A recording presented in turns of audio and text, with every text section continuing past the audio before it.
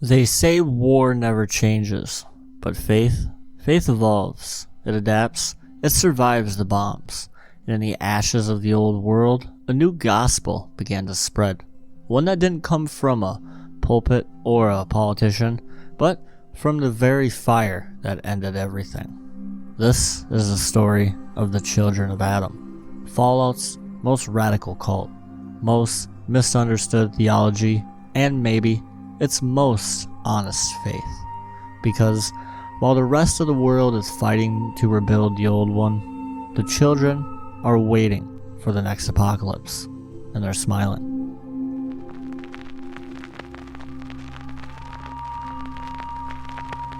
Before there were shrines, before there were temples, before there were even names, there was the glow. To the children of Adam, the glow is not a side effect of the bomb. It is the reason for them. Radiation isn't death, it's divinity. Every particle of decay, every rattle of the Geiger counter, it's a whisper from their God. Their faith began not in power, but in silence, among the ruins, in the sickness, in the fever dreams of survivors who sought the light, and mistook it for meaning. That's how every religion starts, isn't it? With someone finding hope in the hopeless.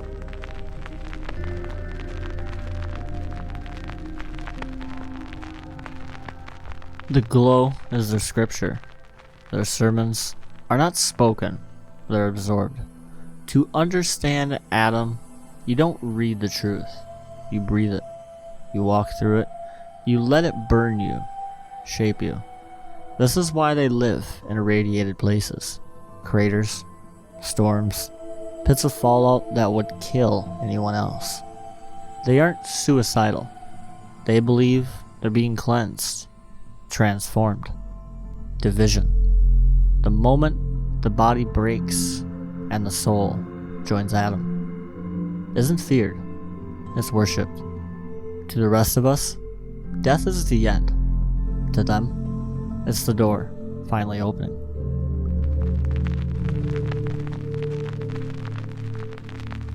This is the part where most people stop listening, because it's easy to laugh off a cult until they start smiling at a nuclear warhead. Division is the children of Adam's rapture.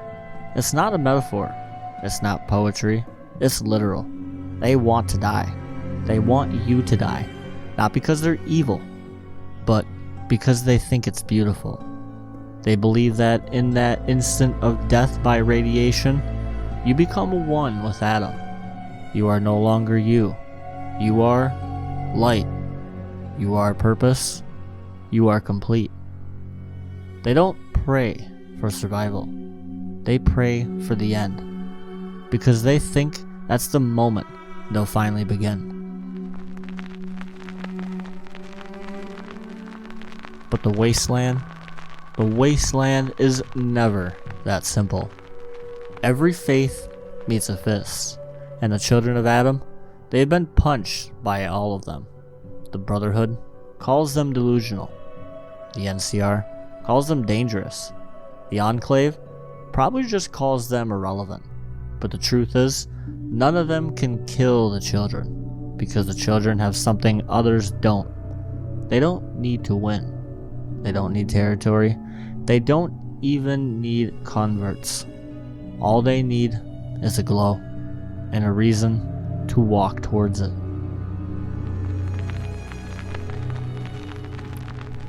Here is the hard truth about the children of Adam. The children of Adam might scare us because they're not that different from us. We all want meaning. We all want to believe there's something on the other side of pain. For some, it's family. For some, power. For some, legacy. For the children of Adam, it is that light. The glow is just a mirror. It reflects what you bring up to it. Hope, fear, madness, peace. That is what makes them dangerous. Not the bombs, not the sickness, but the way they can make sense to someone who's lost everything. When nothing else is left, even death starts to look holy.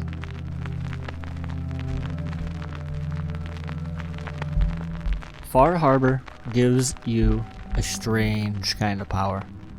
You walk into the Nucleus as a stranger, covered in road dust and secrets, and with ours, they're calling you a messenger, a voice of Adam, their new confessor even.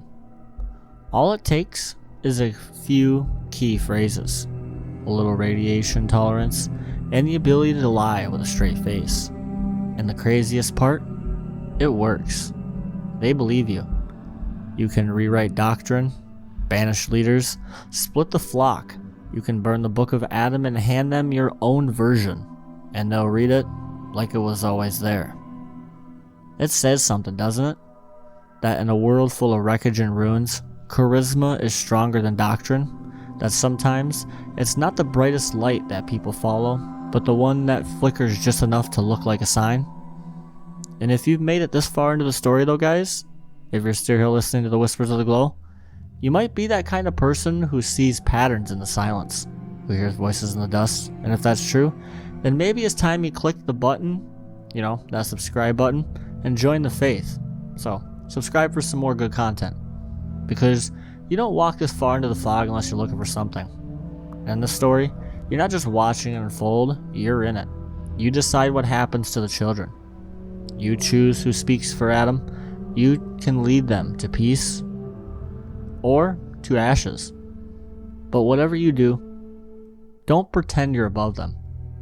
Because they believe in the glow. You believed in yourself.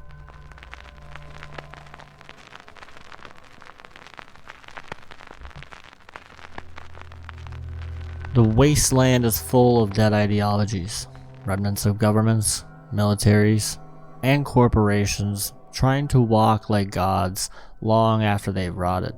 But Adam's different. It doesn't rely on memory. It doesn't cling to order.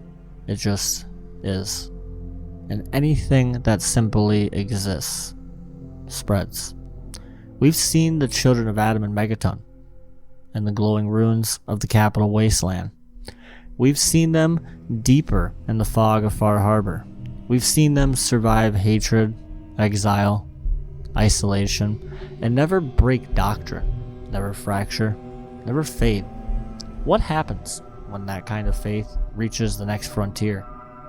Imagine a new region, a Fallout 5, a future setting, a stretch of irradiated heartland, or a city built on nuclear scars. Who arrives first? The Brotherhood in power armor? The NCR, waving a flag?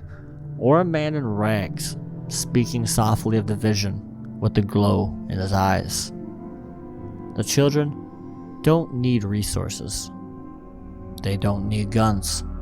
They don't even need leaders. All they need is a pool of radiation and someone desperate enough to listen. In the future, there could be temples, glowing cathedrals, relics passed down, not through circuits, but through whispered prayer. A new confessor walking barefoot into the bones of the old world. Imagine a holy pilgrimage across radioactive deserts. Pilgrims seeking Adam's touch, seeking death, not to end their lives, but to feel they meant something by the time it happened. You wouldn't need millions to build this region.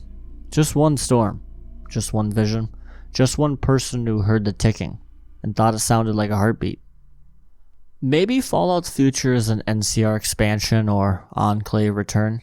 Maybe it's not a flag, a bunker, or a title. Maybe the future is made of fog, of light, of silence, and a quiet voice at the end of the road saying, "Come closer, you're almost home."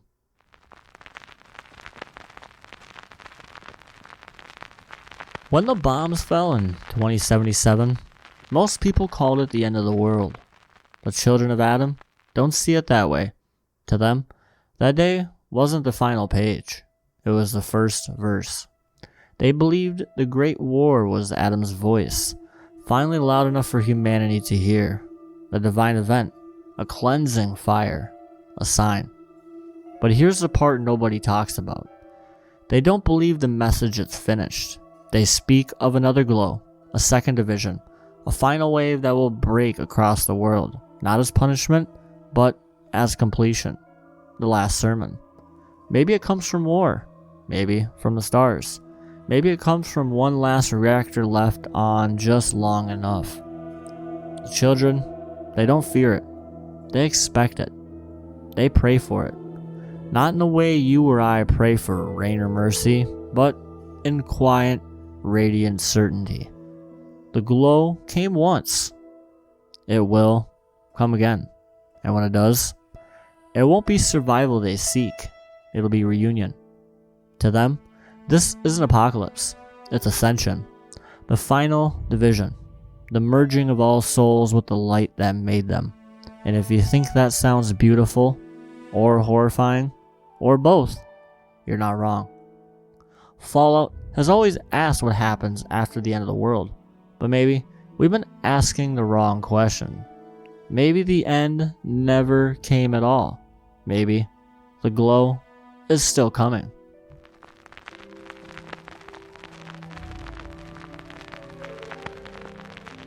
We like to believe the end of the world is loud, that it comes with fire and screaming and finality. But what if it doesn't? What if the real end is quiet? What if it's a whisper in the fog? A glow on the horizon? A prayer said with no expectation of an answer? The children of Adam don't fear the end, because they never believed the world was meant to last. Not like this. Not twisted in steel and shame and memory. They believed the world was meant to fall apart, so that something pure can rise from its bones. Maybe they're wrong. Maybe they're broken. Maybe they're just lost souls chasing a silence that doesn't care about them. Or maybe, just maybe, they're the only ones who finally understood that when the fire came, it didn't kill us. It spoke to us. And we haven't stopped listening since. In the end, Fallout isn't about survival. It's about meaning. About how far we'll go to find out. Or build it. Or worship it. And whether you believe in Adam or not, you have to ask yourself, when everything else is gone, what do you bow to? The children of Adam understand something we don't. And maybe that's what makes them holy. Corn out.